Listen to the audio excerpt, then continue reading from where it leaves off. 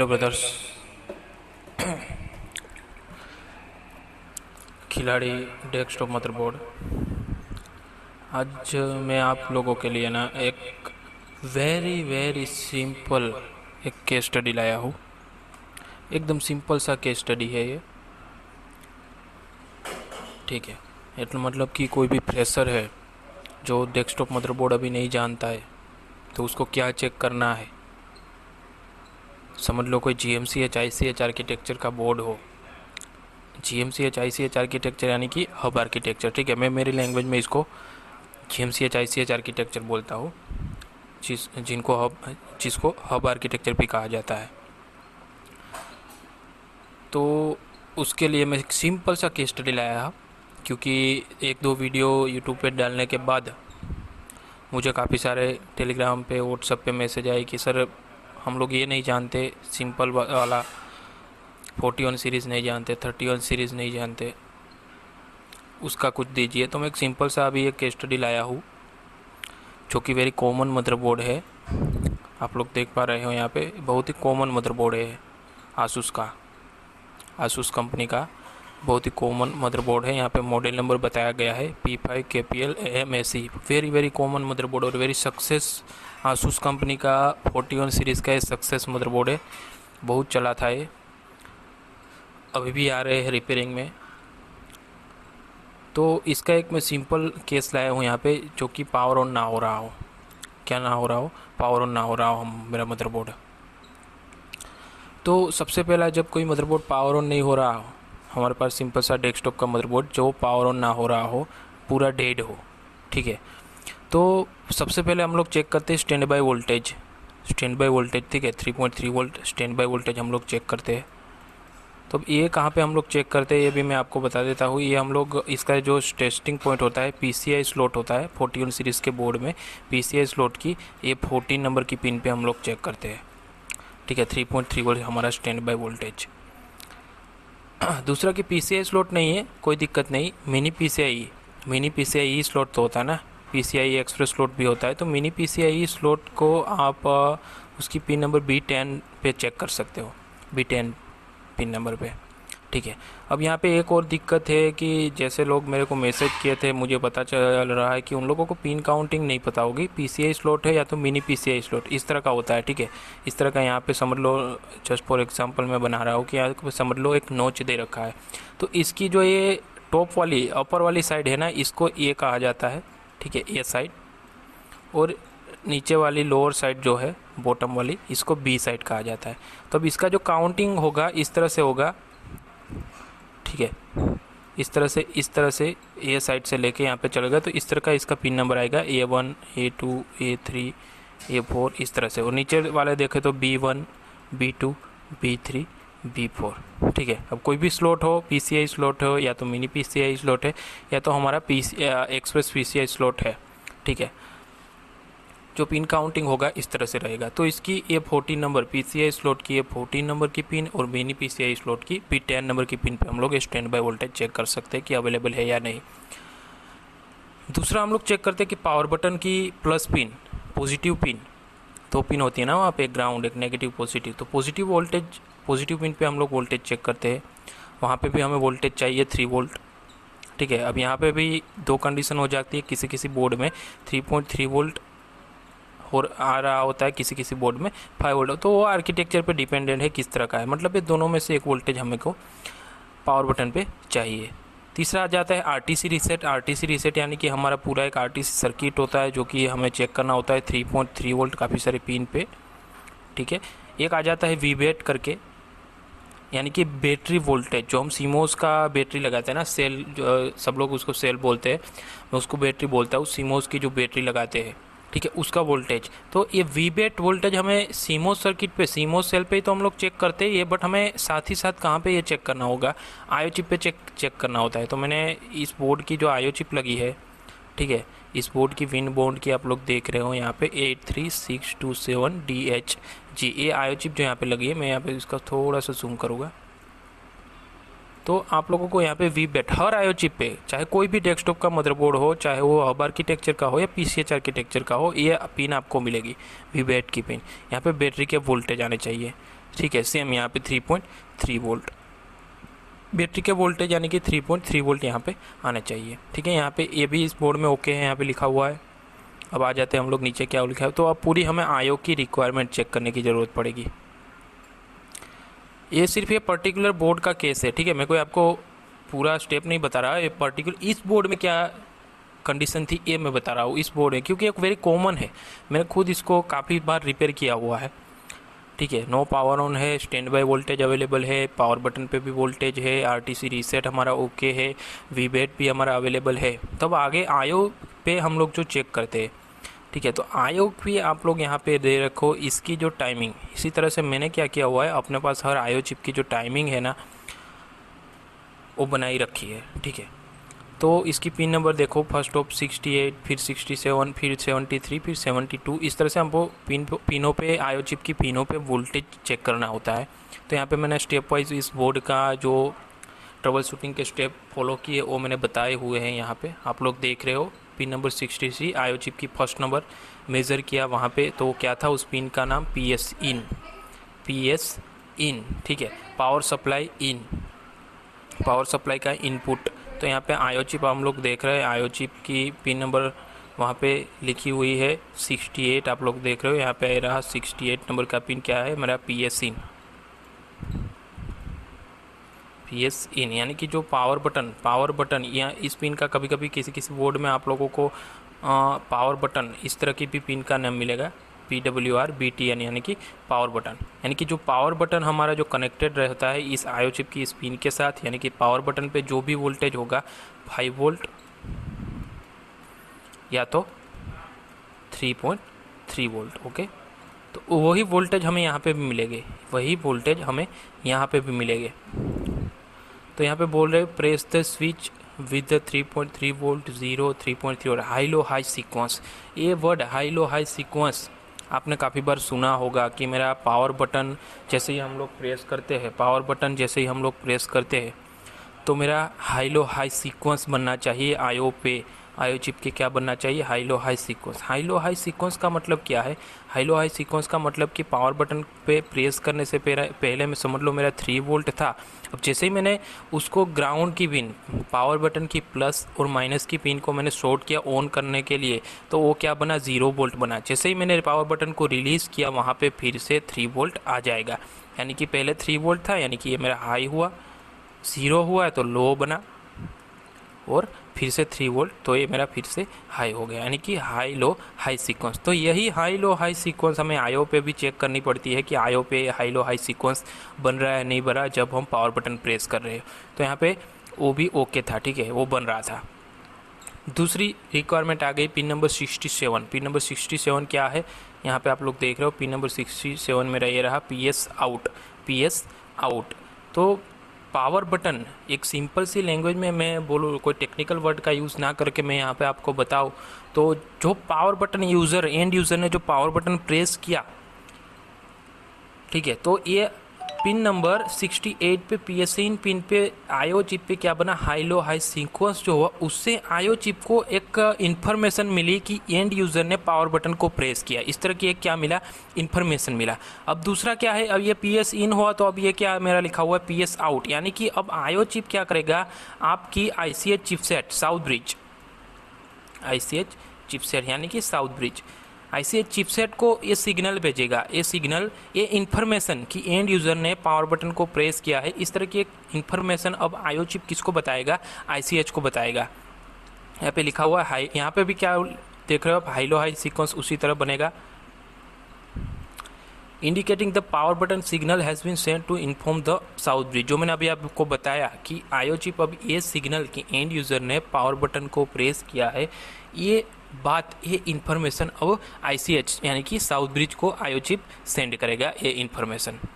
अब pin number 73, pin number 73 यहाँ पे देखो आईओ चिप पे ये रहा मेरा पिन नंबर 73 सस भी करके, ठीक है, सस भी करके। तो यहाँ पे क्या लिखा हुआ है 0 to 3 पॉइंट, यानी कि ये लो टू हाई होगा। पावर बटन प्रेस करने से पहले इस ससबी पिन पे मेरा 0 वोल्ट होगा, पावर बटन प्रेस करने के बाद यहाँ पे 3 वोल्ट बनना चाहिए, यानी कि ये इसकी सीक्वेंस जो होगी लो टू हाई। अब ये क्या कह रहा है,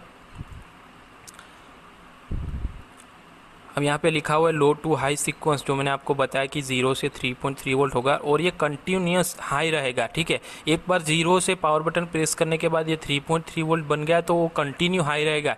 यहाँ पे क्या होता क्या, एक बार हाई लो हाई, इस तरह की 3 स्टेप में इसमें सीक्वेंस बनती थी, बट यहाँ पे एक बार लो था वो हाई ही रहेगा वहाँ पे। अब फिर से 0 नहीं होगा, ठीक है, वो 3.3 वोल्ट बना रहेगा। ये क्या करेगा, ये सिंपल सी लैंग्वेज में बोलूँ तो एक ICH चिपसेट फिर से आयो चिप को फीडबैक सेंड करेगा। जैसे यहाँ पे 67 PS आउट ने आयो चिप को एक सिग्नल भेजा, इन्फॉर्मेशन दी, उसका फीडबैक सिग्नल भी अब इसको ICH उसकी रिक्वायरमेंट पूरी हो रही है उस तरह का एक सिग्नल जो होगा अब किसको देगा, आयो चिप को। तो अब इसके बाद मुझे जो चेक करना है वो होता है ये PSON पिन नंबर 72। ये भी हर डेस्कटॉप मदरबोर्ड में, हर आईओ चिप में आपको ये पिन PSON की पिन मिलेगी, जो हमारी ATX कनेक्टर जो रहता है डेस्कटॉप मदरबोर्ड का, जो सॉकेट रहता है जिसके हम पावर सप्लाई यानी कि SMPS लगाते हैं। ठीक है, वहाँ पे ये ऑलवेज अवेलेबल रहेगा। जो ग्रीन कलर का वायर होता है ना, ग्रीन कलर का, उसकी बात कर रहा हूँ मैं। ये यहाँ पे लिखा हुआ है इज स्टिल हाई, यानी कि यहाँ पे एक स्टेप होता है कि जैसे ही ICH से आयो चिप को सिग्नल ये सस भी मिल गया तो आयो चिप की जो ये पिन नंबर यहाँ पे आप लोग देख रहे हो 72 जो PSON है। ठीक है, पावर बटन प्रेस करने से पहले इस पिन पे 5 वोल्ट रहता है। पावर बटन प्रेस करने के बाद ये जो होगा PSON लो, आयो चिप जो ये PSON को लो कर देगा, 0 वोल्ट करेगा। ये 0 वोल्ट करेगा, इसका मतलब ये PSON जब मेरा लो होगा तभी जाके मेरा SMPS जो होगा ऑन होगा। डेस्कटॉप का जो पावर सप्लाई है वो मेरा क्या होगा, ऑन।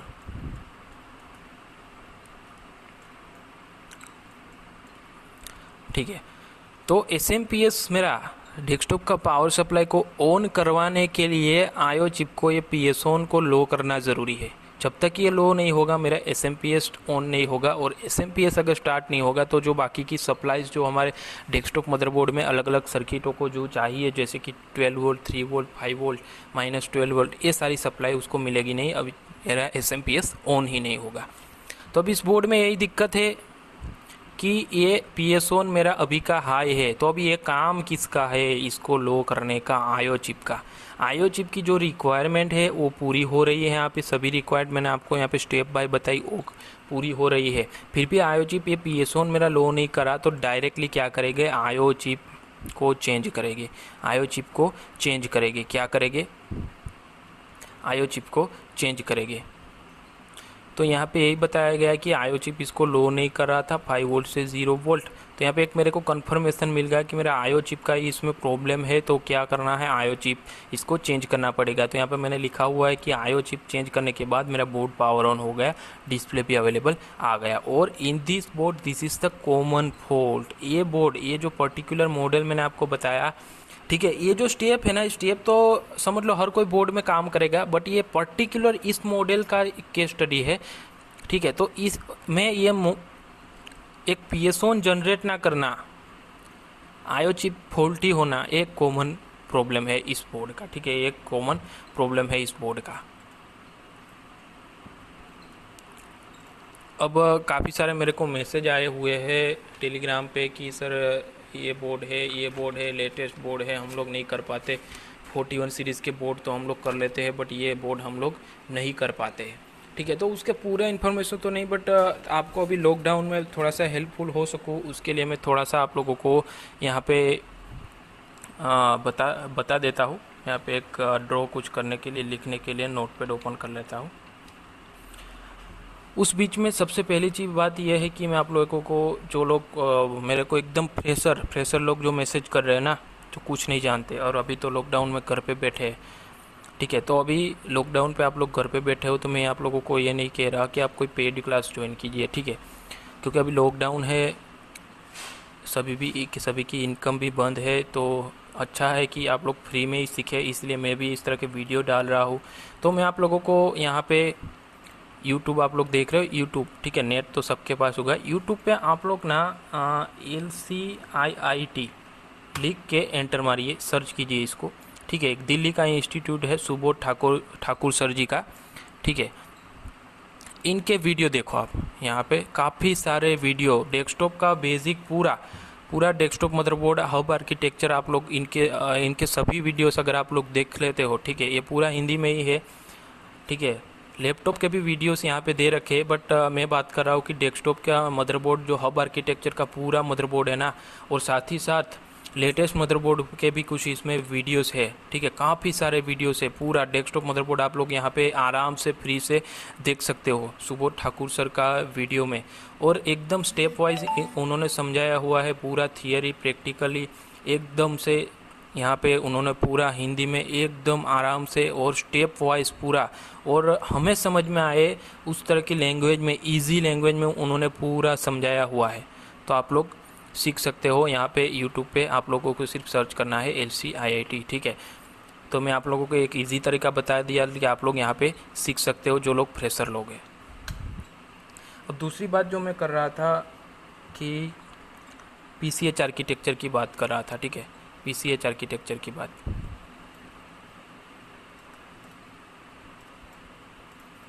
अच्छा इसमें तो मैं लिख नहीं पाऊँगा, मेरा पेन अभी नहीं है। मैं इसी में कुछ न्यू पेज का अरेंजमेंट कर लूँगा।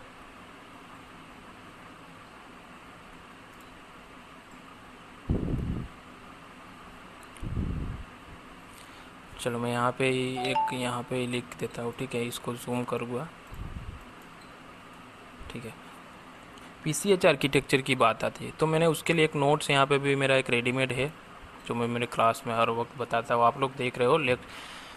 डेस्कटॉप मदरबोर्ड को सीखने के लिए आपको क्या करना पड़ेगा, आपको पूरा ना एक जनरेशन वाइज, सबसे पहले आपको जनरेशन पता होनी चाहिए, हर मदरबोर्ड की जनरेशन पता होनी चाहिए, क्योंकि उसमें जनरेशन वाइज कुछ सर्किटों का डिफरेंस है, कुछ वोल्टेजेस का डिफरेंस है, सिग्नल्स का डिफरेंस है, जो हमें पता होना चाहिए। तो यहाँ पे पूरा एक मैंने चार्ट दे रखा है, यहाँ पे आप लोग देख रहे हो सीरीज़ 55, 57, 58, जिसका CP सॉकेट आप लोग देख रहे हो 1156, 1366, 1366 जो 58 सीरीज़ के बोर्ड में होता है, 55, 57 सीरीज़ में LGA 1156, और इसमें जो प्रोसेसर लगते हैं i3, i5, i7 first generation के प्रोसेसर लगते हैं। और इसका जो एक कोड नेम आप लोग ये कॉलम जो देख रहे हो यहाँ पे, कोड नेम का मतलब यहाँ पे हो जाता है क्या कि इंटेल का एक कोड नेम आप लोग स्कीमेटिक में देखो तो वहाँ पे लिखा होगा एक इंटेल का कोड, इंटेल ने कोड यूज़ किया गया है, ठीक है। फर्स्ट जनरेशन के लिए आप लोग देख रहे हैं यहाँ पे ये नेम सेंटी ब्रिज IB ब्रिज, ठीक है। आजकल ये कॉपी लेक चल रहा है, ठीक है। 9th जनरेशन भी आ गया है अभी। तो आप लोग देख रहे हो पूरा सीरीज़ वाइज दे रखा है 61, 65, 67, 68, ये 1155 वाला CPU सॉकेट है सेकंड जनरेशन, ठीक है। ये पूरा मतलब यहाँ पे आप लोग देख रहे हो इमेज भी मैं चैनल में दे दूंगा, ठीक है। ये लेटेस्ट अभी आ रहा है, एक सीरीज़ के मदरबोर्ड आ रहे हैं जिसपे CPU सॉकेट LGA 2066 और जिसमें i3, i5, i7 9th generation और साथ ही साथ i9 जो लेटेस्ट इंटेल का प्रोसेसर है डेस्कटॉप मदरबोर्ड के लिए, वो भी इसमें लगता है, ठीक है। उसका जो कोड नेम है केबीलैक X और कॉपीलैक X, दोनों का यूज़, यानी कि ये जो 7 और 8 जनरेशन में अपग्रेड करके 9th जनरेशन यहाँ पे इंटेल लाया हुआ है, ठीक है। तो ये मैं इमेज भी आप लोगों को दे दूंगा। अब मैं बात कर रहा था कि हमें यहाँ पे, तो सबसे पहले अगर मैं कुछ वोल्टेज डिटेल की बात करूँ,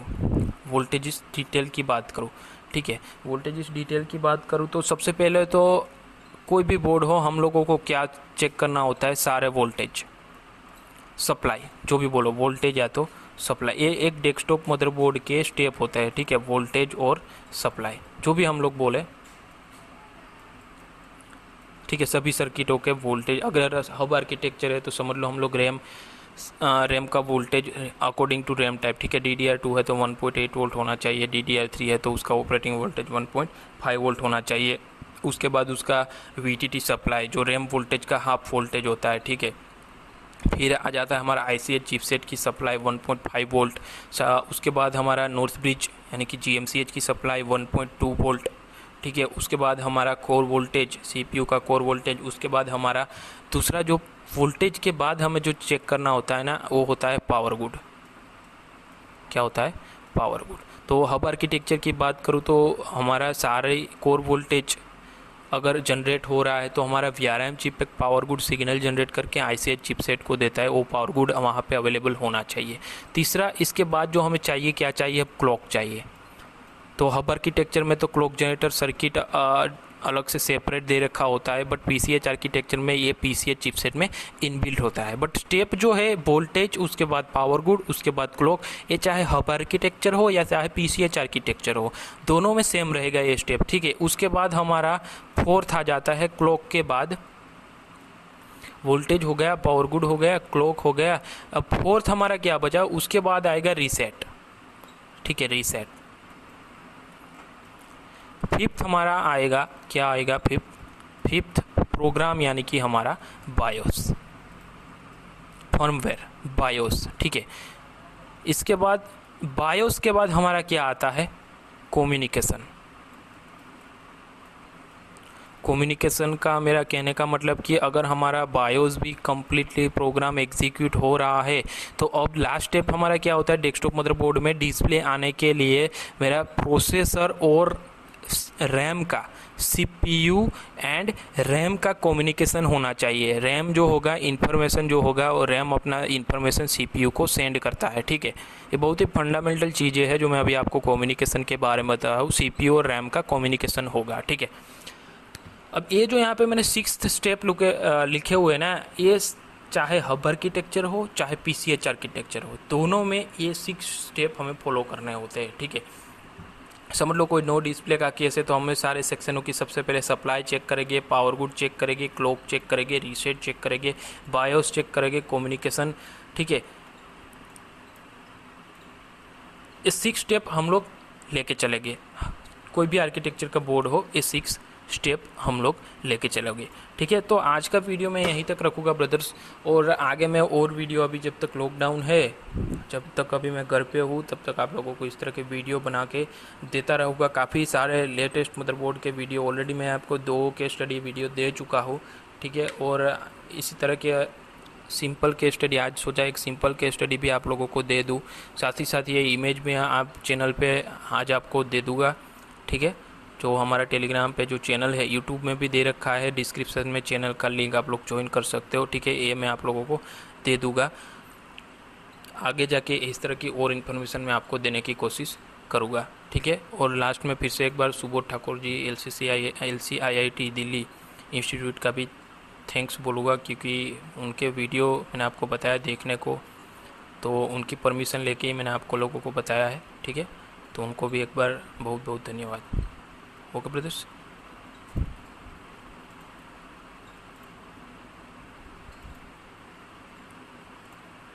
थैंक यू वेरी मच।